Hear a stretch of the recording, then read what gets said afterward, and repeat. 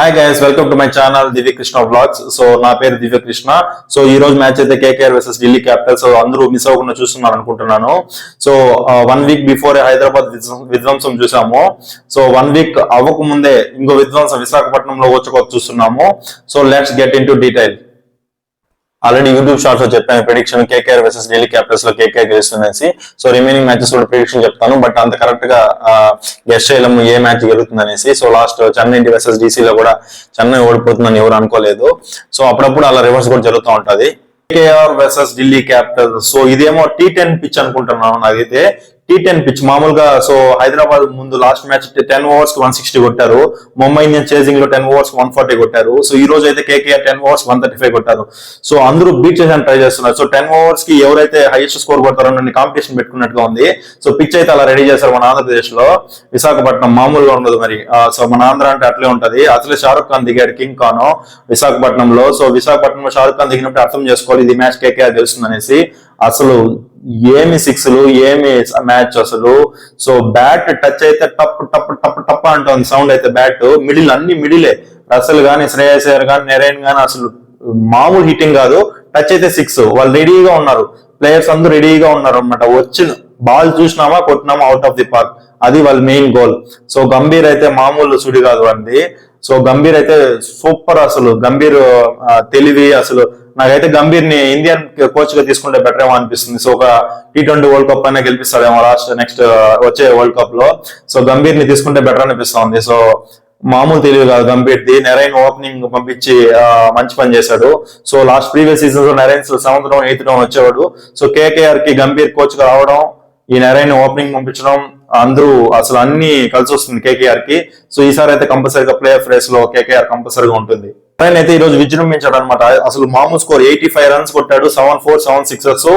Almost 230+ strike rate, 220 strike rate తో అసలు వేసిన ఇషాంత్ శర్మ అయితే మామూలు కొట్టలేదు. 2వ ఓవర్ వేసినప్పుడు సూపర్ గా ఆడాడు ఈ రోజు నెరైన్ అయితే. సో నెరైన్ అవుట్ అయిన వెంటనే సో వాళ్ళ అమ్మ మొగుడు వచ్చాడు. అమ్మ మొగుడు అంటే నిజంగానే బిగ్ డాడీ రసల్, తెలుసు కదా.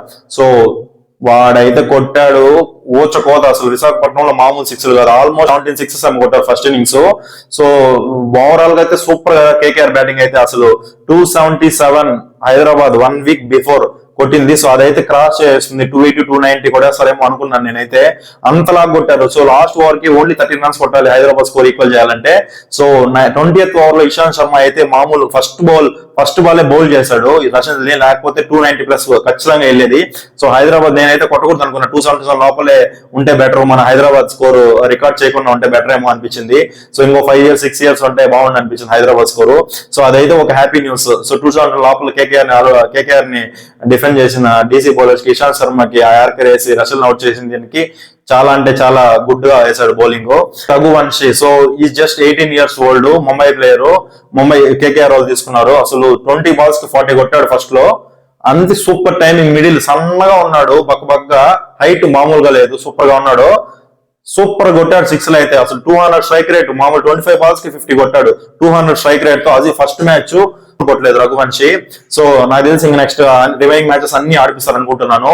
సో జైస్వాల్, రుతురాజ్ గైక్వాడ్, రింకు సింగ్ వీళ్ళందరూ అప్కమింగ్, మయాంక్ యాదవ్. సో వీళ్ళందరూ ఫ్యూచర్ ఇండియన్ టీమ్ ని ఫామ్ చేస్తున్నారు ఇప్పుడే. సో ఐపీఎల్ అంటేనే అదే. సో మన ఫ్యూచర్ కి ఇండియన్ టాలెంట్ ని ఎంకరేజ్ చేస్తున్నారు ఐపీఎల్ కి. సో ఐపీఎల్ అంటే మామూలుగా కొంచెం మ్యాచ్ ఫిక్సింగ్ కూడా ఉంటుంది. టాస్ అయితే మనం చూపించారు అసలు. సో ఇది అయితే టాలెంట్ ని కొంచెం ప్రదర్శించుకోవడానికి మంచి ప్లాట్ఫామ్ కాబట్టి. సో వీళ్ళందరూ కూడా ఐపీఎల్ ద్వారానే వచ్చారు. బుమ్రా గానీ, సూర్యకుమార్ యాదవ్ గానీ, రుతురాజ్ గైక్వాడ్ గానీ, యశస్వి జైస్వాల్ గానీ వీళ్ళందరూ ఈ ఐపీఎల్ ప్లాట్ఫామ్ యూజ్ చేసుకుని వచ్చారు.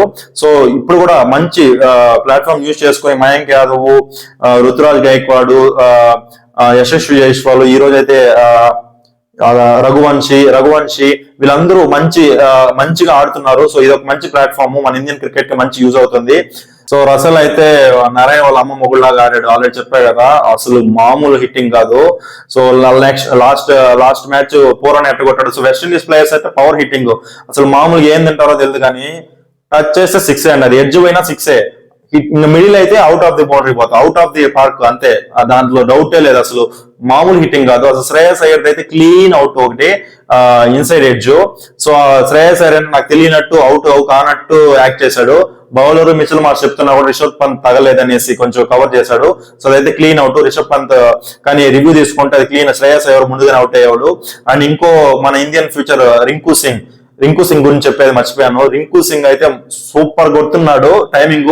So last previous IPL season లో లాస్ట్ ఓవర్ లో 5 6 కొట్టి గెలిపించాడు కేకేఆర్ కి.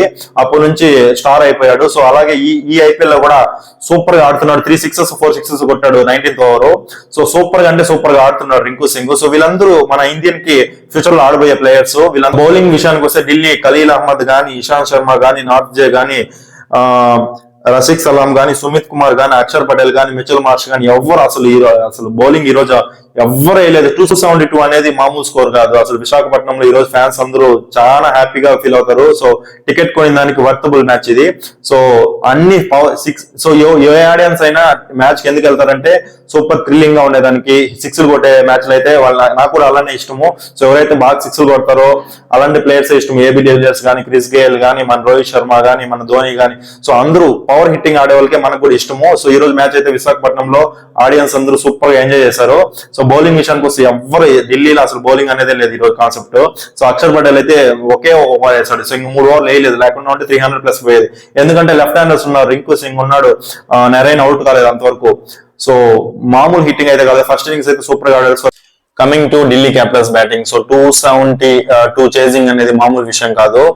అందరూ ఆల్మోస్ట్ 50కే 4 వికెట్స్ పడిపోయింది. డేవిడ్ వార్నర్ గానీ, మిచెల్ మార్ష్ గానీ, పృథ్వీ షా గానీ, ఇషాన్ పోరల్ గానీ అందరూ అవుట్ అయిపోయారు. సో పంత్ అండ్ క్రిస్టన్ స్టబ్స్ మాత్రమే 50+ కొట్టారు. పంత్ మాత్రం లాస్ట్ మ్యాచ్ 50 కొట్టాడు. మళ్ళీ ఈ మ్యాచ్ 50 కొట్టాడు. సో మంచి ఫామ్ అనుకోవాలి. స్టబ్స్ అండ్ పంత్ ఇద్దరు 50s కొట్టారు. ఆల్మోస్ట్ 9 6s కొట్టారు ఇద్దరు కలిసి.